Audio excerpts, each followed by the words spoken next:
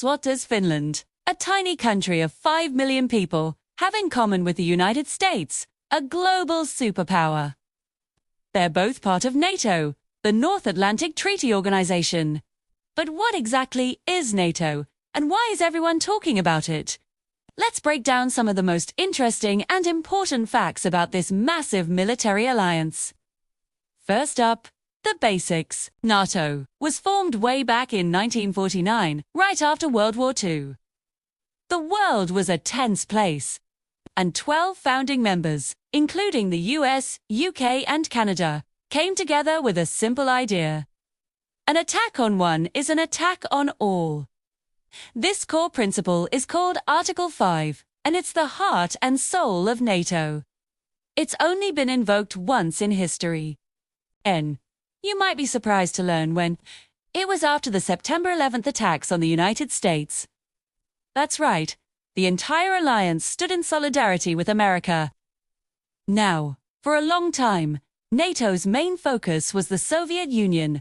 It was the classic Cold War standoff. But when the Soviet Union collapsed in 1991, NATO didn't just pack up and go home. It had to reinvent itself. Attacks started taking on new roles, like peacekeeping missions in places like the Balkans and leading security operations in Afghanistan. This shows how NATO isn't just a static relic of the past. It adapts to new global challenges. Let's talk numbers because they are pretty staggering. Today, NATO has 32 member countries. The most recent additions were Finland in 2023 and Sweden in 2024, both joining in response to rising security concerns in Europe.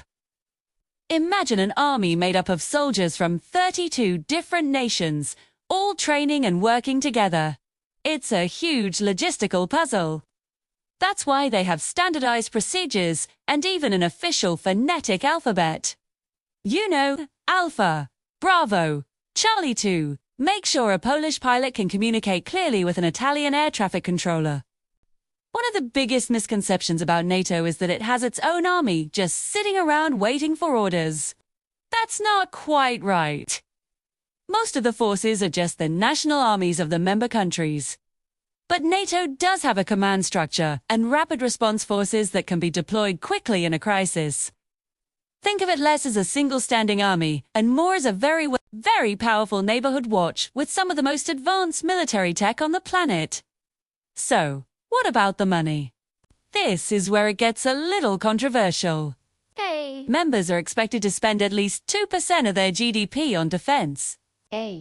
This has been a point of tension, as not all countries meet this target.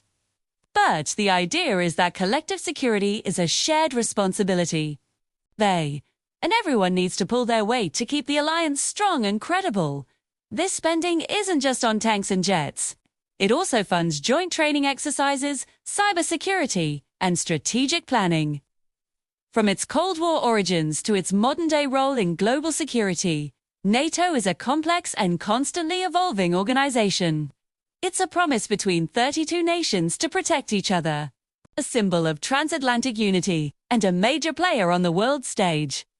Understanding how it works is key to understanding the forces shaping our world today. Thanks for watching. If you found this interesting, be sure to like this video and subscribe for more deep dives into the topics that matter. See you next time.